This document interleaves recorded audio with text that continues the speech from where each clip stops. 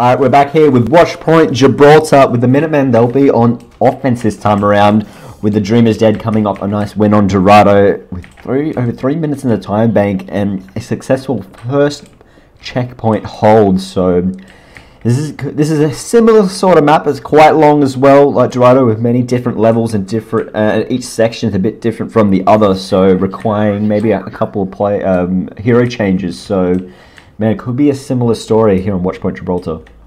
Yeah, this first choke point hold as you come up to as you approach this server room out of the ditch here is a little bit similar to Dorado, that first point, but it's nowhere near as insanely close, and the walls aren't where it's like a mate can block off the entire area, and there's a lot more routes for you to go. You can go over the top and it's a lot easier to break through this first point, but there is still a lot better positioning for the defense here. They got that entire back ledge to sit up there with the soldier and just free shoot down on a team that's trying to push onto them. So it does have benefits for the attacking team, but there is also a lot more that the defending team can do to defend from the options that the attacking team can use. So we're going to have a Torbjorn this time around. We haven't seen too much Torbjorn, except for a few maps here and there, so I'll be interested to see where they're going to set up and how they're going to use him, because he's on the far right mist. So have you were saying before when we were on the break that he was playing for HKS. Did he ever play any Torbjorn when he was playing with you?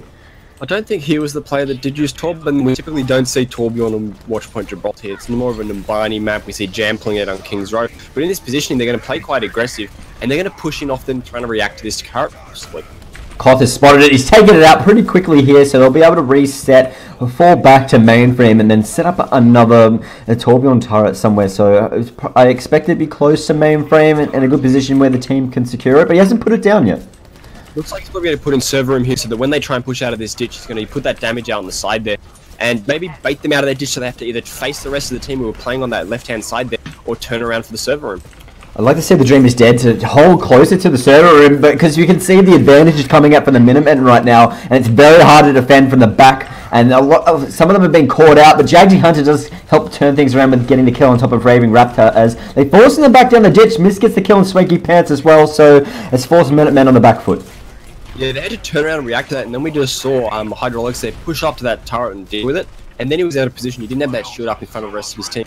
He did a good job to get out there on quite low HP, but now as we see, Mist is about to have this, I'm trying to remember what this ultimate's called.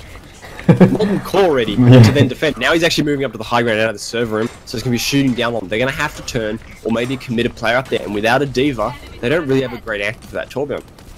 Gonna start pushing in now. The shield begins to break for Hydraulics, so I expect them to either back off or charge in because they don't want to stick behind the escort in a bad position on the hill. So they're still not choosing to defend from mainframe here, the DreamisDead, so they've got to be careful not to get too spread and stay behind Tarprak's shield because it's beginning to crack a lot and he needs to get some help from the defense matrix. But here they're going to come in with Hydraulics, lands a nice Earth Shatters. That shield got put down, but he lands his own Tarprak, and they've got the sound barrier to keep them all alive here, the DreamisDead, with an Ender boost on top of Tarprak.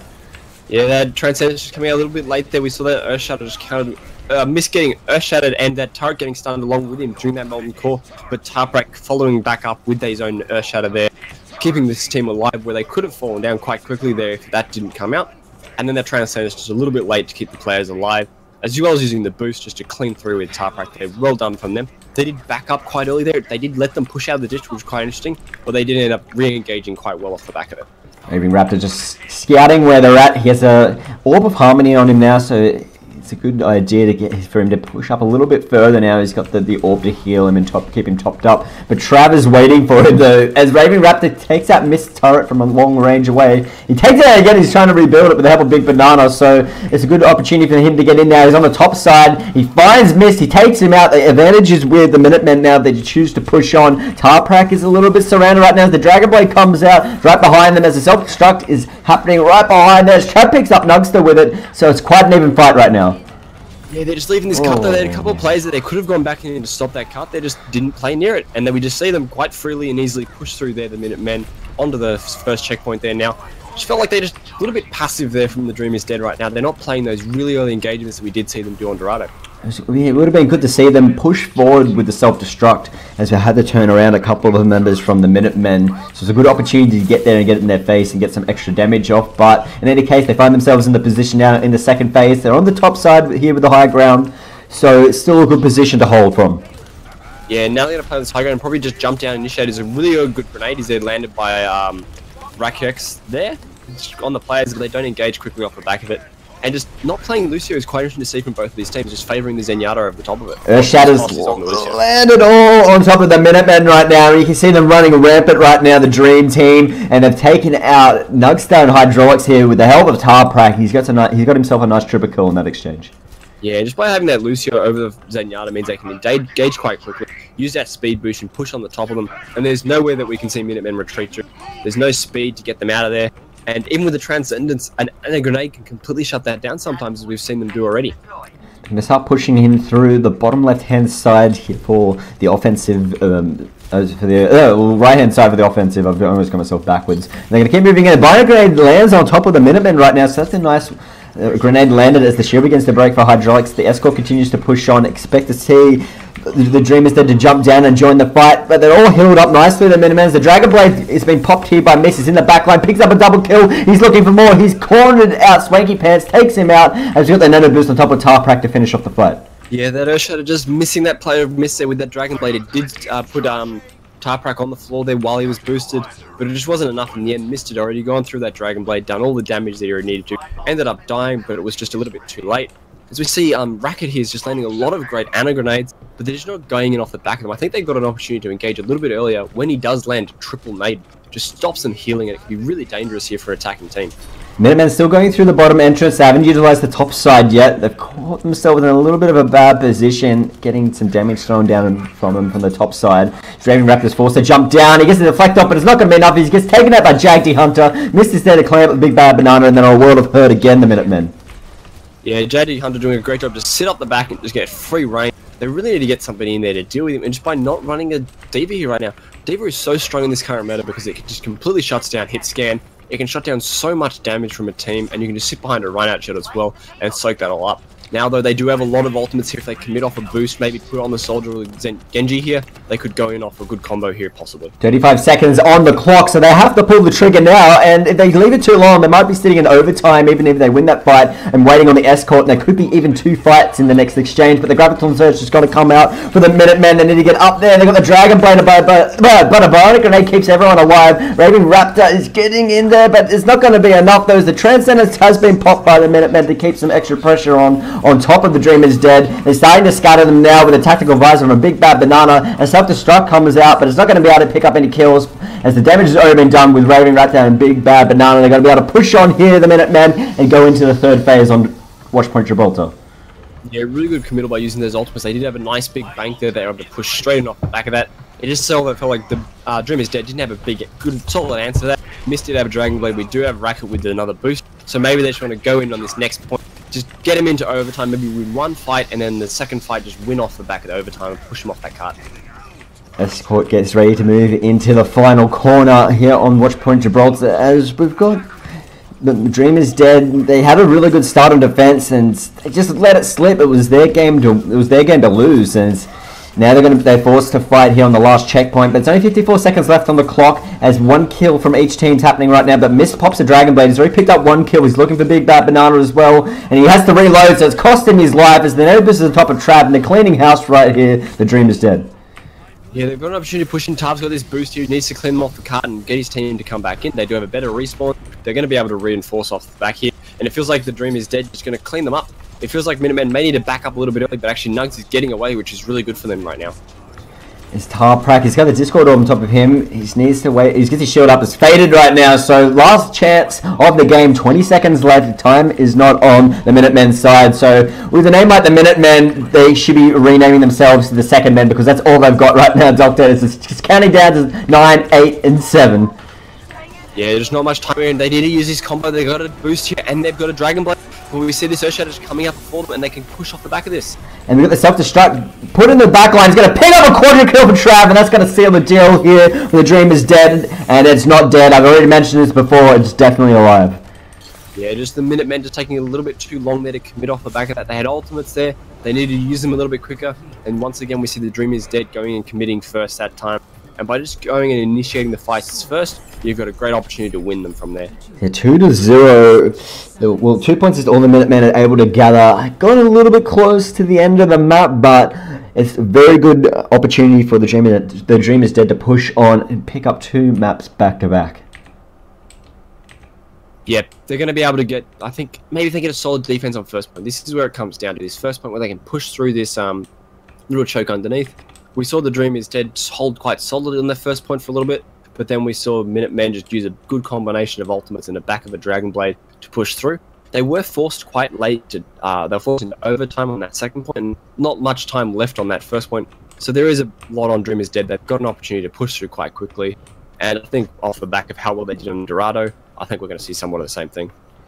We're going to see Minutemen on defense this time around. Raving Raptor opting for the Junkrat. I haven't seen Junkrat too much. And same with the Mercy. I don't see Mercy play too much. No Arnold, which is surprising to me. They've got a Zenyatta and Mercy for the supports. And a Junkrat instead of when playing in the projectile spot. You actually see a Junkrat come out here. We don't typically see that hero very much at the moment, just because the grenades can be a little bit chaotic and not so reliable unless you're very close to them. Interesting to see that they're just running the Mercy as well. We don't typically see a lot of that. Hannah is so strong.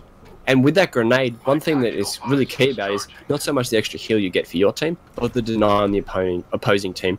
Off the back of a nade, you can use that nade, deny healing on a tank, and then clean them up really quickly off some good focus targeting. And without that, you can just heal through that and sustain with your own Ana.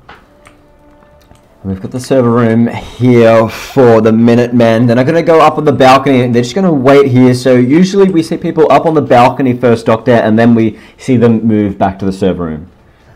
Yeah, they just play on the balcony gets you a little bit of all the old chud, but sometimes just like not to play out there because it can leave you susceptible to getting dived on. So if you don't know the comp of your opposing team early on, it is a little bit safer just to play back and just hold that server room early on. Well, they did have a threat of the D.Va, so it is a good decision to stay in the server room. So they've got themselves hydraulics. The shield begins to crack, so he wants to move out of the way, get that shield recharged before the fight starts happening, because the escort is very close to being moved up the ramp here from the DreamisDead. So expect an exchange to happen pretty soon as the charge comes in from hydraulics. He's a little bit caught out, but he has this ice shield from Koth to keep him up and alive. So still good positioning from the Minutemen right now. Yeah, the DreamisDead is just breaking Minutemen's shield so much faster here right now. Just off the back of just putting that damage straight onto that shield.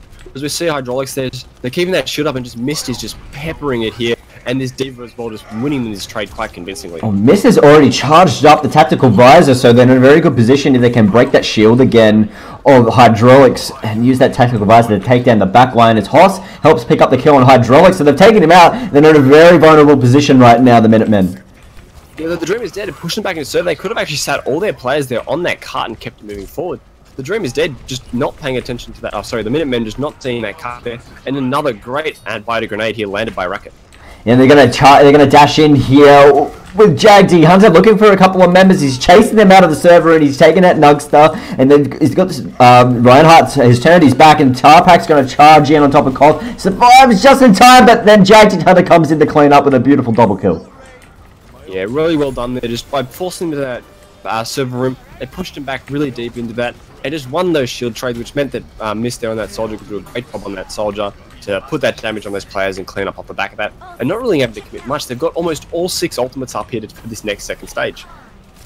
Yes, that's going to be pretty good. The only one they're missing is the Graviton Surge, but we still have some ultimates ready for the DreamisDead, because they've got the Dragon Blade about to come up online along with the Sound Barrier, and the Self-Destruct is close too, so almost 6 ultimates for both sides, so this could be anyone's game. Yeah, and the thing is though, we've seen DreamisDead commit early on usually, and we see them get the opening ultimates out, and that has favoured them up till now. We may need to see them, as we see them go straight in off the back of that. DreamisDead pull the trigger with an Earth Shatter and Tactical Visor and the Sound Barrier as well, but this Transcendence comes out from Swanky Pants, but it's not going to be enough as too many members are falling right now on the hands, to the hands of the DreamisDead on top of the Minutemen. Yeah, really another clean fight. We see them go really early in with that Earth Shatter, just by using their ultimates first to just going in and cleaning up. And you see Mist, they're just chasing out another kill. They're going to get more staggered spawns here. They're going to keep pushing up with Hoss and Mist right in their face. Trav's up there as well, so they're very aggressive here. On top of the Minutemen, they're going to be forced back to spawn as well. And that escort is moving up pretty quickly because that golden rectangle is not far away. Yeah, and they've been quite convincing at this point. And they've built out their ultimates once again. And by having a Dragon Blade and a D.Va ult, they could quite easily go with the D.Va ult, split up the players, and then have the Dragon Blade go in and individually pick off players as they go. and it just feels with 4.5 minutes, more than that left, they're just going to be able to push in easily here. They're going to have to pull the trigger and keep Nuggstone in a safe position, Minutemen, so they can get the fight happening, but there's a self-destruct right on top of the middle of the point. He picks up Raving Raptor with his Jaggy Hunter, gets Swinky Pants as well. Earth Shatter coming from Hydraulics before being taken out. Graviton Search, last-ditch effort from Cop, but it's not going to be enough as the escort kept moving. Nuggster was a bit too far away and couldn't get that res off in time. Yeah, having a Mercy and not getting a res off really till the end of the map is really why you just don't want to use it, because you can get snowballed quite hard on, and if you're not in a good position, if you get caught out by players, it can just really go against you by not having that Ana. So really well done from the DreamisDead, having quite a convincing victory there in this scrim, so well done to them. Congratulations to the DreamisDead picking up a 2-0 victory here tonight on server 76. Scrim night on a Wednesday. So, but in any case, I'm Bobby J here with Doctor. We've got some things to head off to, so we're going to leave it at that. So, thanks for your time, though. It was good fun. We'll see you next week.